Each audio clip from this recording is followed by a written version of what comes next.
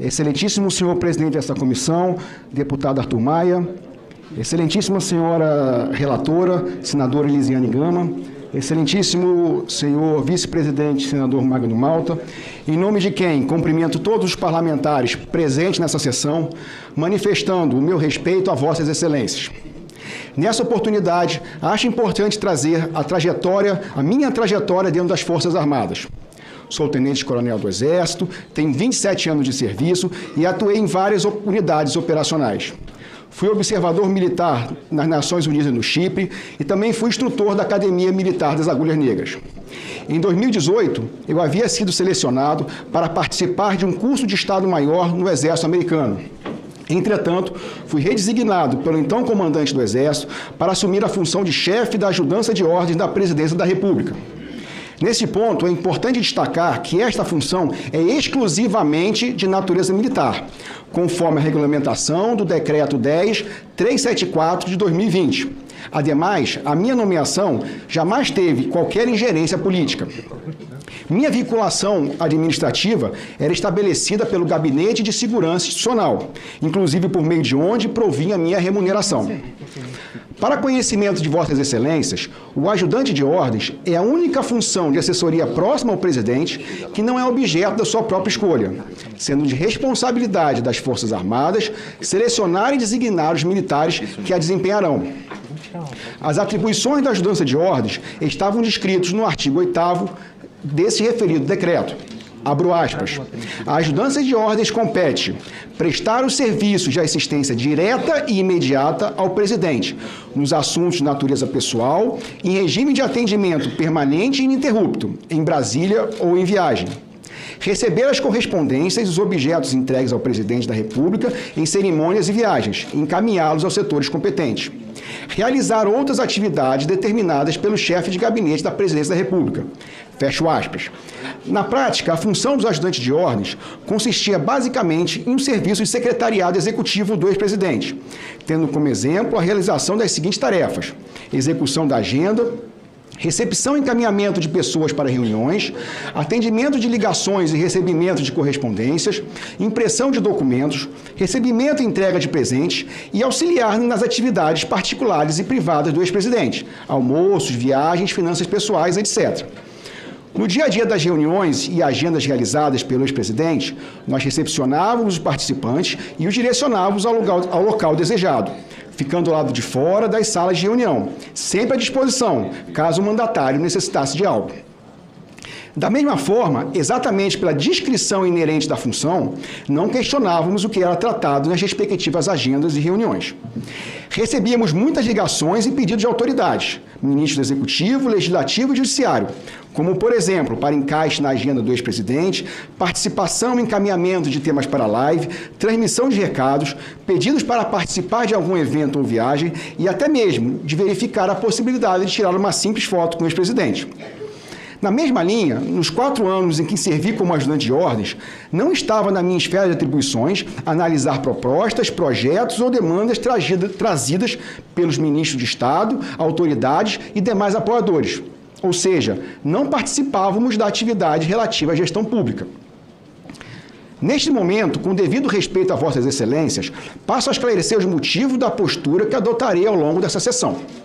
Como é de conhecimento de vossas excelências, é importante destacar que sou investigado pelo Poder Judiciário, especialmente pelo Supremo Tribunal Federal, até onde tenho conhecimento, em pelo menos 8 investigações criminais, sendo elas a suposta participação e incitação dos atos de 8 de janeiro, a suposta falsificação de cartões de vacina, a suposta fraude na retirada de presentes recebido pelo ex-presidente, supostas irregularidades em pagamentos recebidos em nome do ex-presidente e ex-primeira-dama, o suposto vazamento de inquérito sigiloso da Polícia Federal, a suposta divulgação de notícias inverídicas, fake news, o suposto envolvimento em milícias digitais e o suposto envolvimento em atos antidemocráticos realizados no ano de 2019.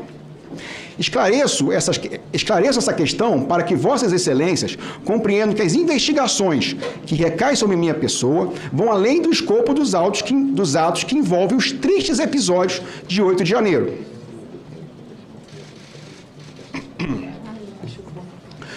Por esse motivo, inclusive, Diversos outros questionamentos que poderiam ser feitos para além desse contexto fático também não podem, por respeito ao Poder Judiciário, serem esclarecidos na condição de testemunha, pois, como demonstrei, sou formalmente investigado. Exatamente por isso, minha defesa técnica impetrou um habeas corpus perante o Supremo Tribunal Federal, requerendo, em razão da minha condição de investigado, que nesta sessão me fosse assegurado o direito de permanecer em silêncio, em relação a questionamentos que possam me incriminar, ou seja, justamente aqueles que estão correlacionados às investigações criminais. A ordem foi parcialmente concedida pela excelentíssima ministra Carmen Lúcia, nos seguintes termos, abro aspas, concedo parcialmente a ordem apenas para assegurar ao paciente o direito de não ser obrigado a produzir prova contra si, podendo manter-se em silêncio e não ser obrigado a responder às perguntas que possam incriminá-lo. Quanto ao contexto das apurações, também por respeito ao Poder Judiciário, não irei me valer desse ato para me defender, pois por liturgia processual, meus advogados me orientaram que minha defesa técnica deve ocorrer perante o órgão que efetivamente tem competência para decidir acerca de minha culpabilidade, sobre as condutas que me são imputadas, e, ao final, por mandamento constitucional e reserva de jurisdição, delimitar a aplicação ou não de sanções.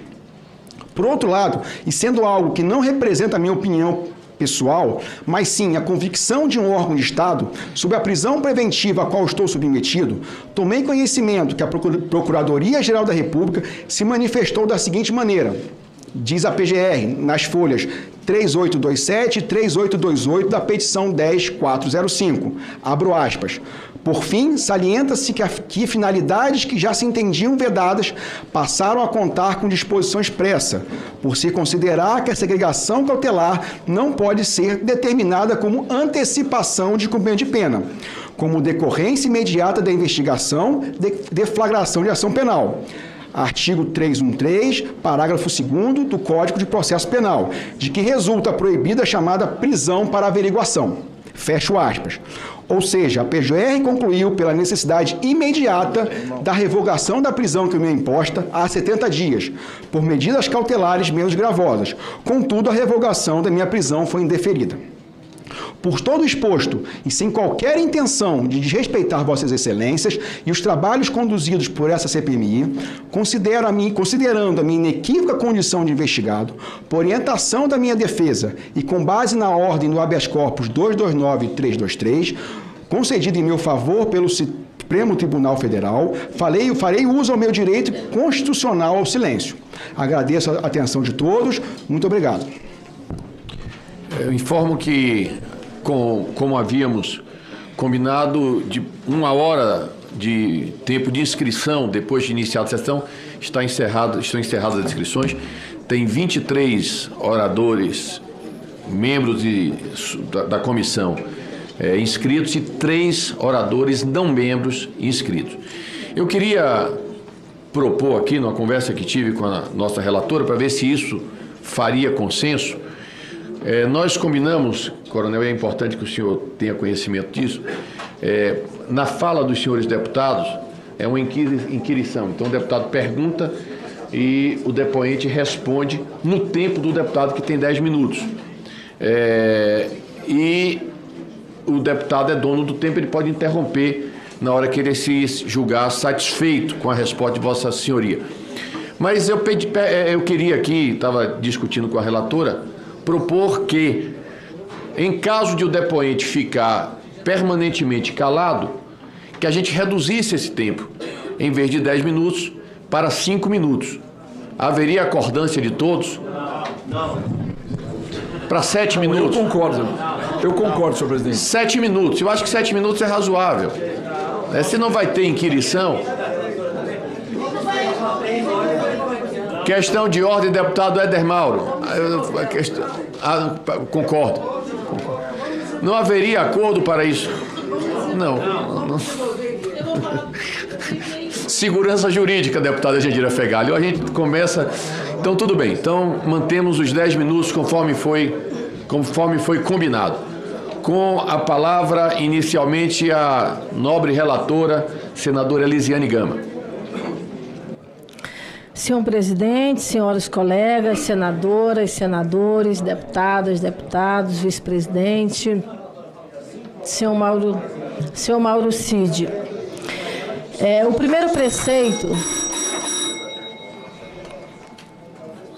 O primeiro preceito da ética militar é cultuar a verdade, a lealdade, a probidade, a responsabilidade como fundamentos de dignidade pessoal.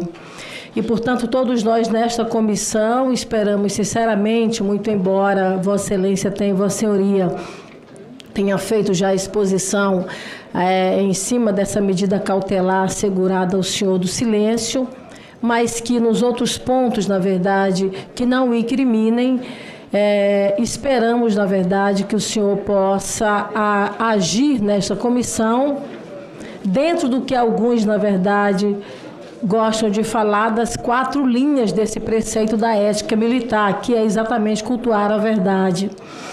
O senhor Mauro Cid, sempre esteve, e aí o senhor colocou agora há pouco na sua exposição inicial, entre os melhores de sua turma, provavelmente um futuro general, exemplo do seu pai, que é um general, aliás, muito respeitado na carreira militar. Depois de tudo que foi encontrado no seu celular, com trocas de mensagens de cunho golpista, que, como já foi colocado pelo presidente, foi a razão inicial da sua convocação a esta comissão, revelam claramente que, no mínimo, o senhor, na verdade, agiu com omissão. E aí eu já faço o recorte, quando da sua fala agora inicial, o senhor se refere a uma de suas funções como transmissor de recados. O Supremo Tribunal Federal entendeu pela existência de indícios de sua participação em esquema de falsificação de carteiras de vacinação, de inserção de dados falsos, com claro abuso das prerrogativas militares. E aí, por esta razão, o Brasil inteiro sabe, o senhor hoje encontra-se preso.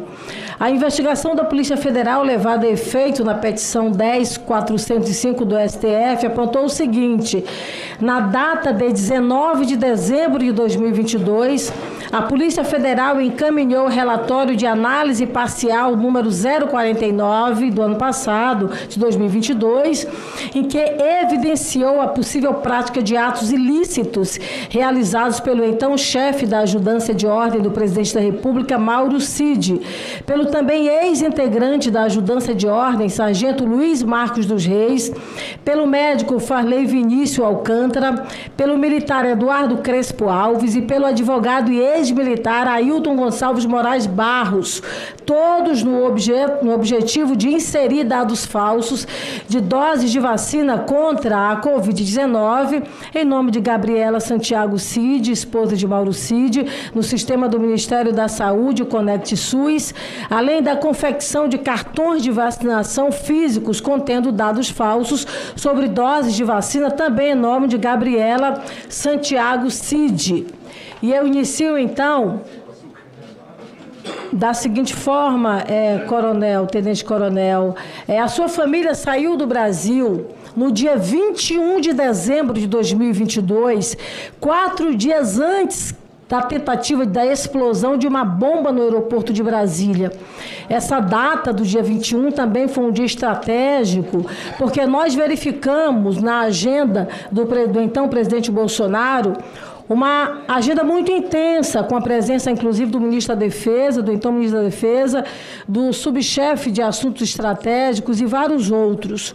O senhor antecipou a saída da sua família do país 9 dias antes da sua saída junto com o presidente Bolsonaro para os Estados Unidos e, portanto, para isso, providenciou cartões de vacinação com dados falsos para toda a sua família, no sistema Conect SUS. Eu pergunto ao senhor, o senhor confessa que solicitou essa inserção de dados falsos?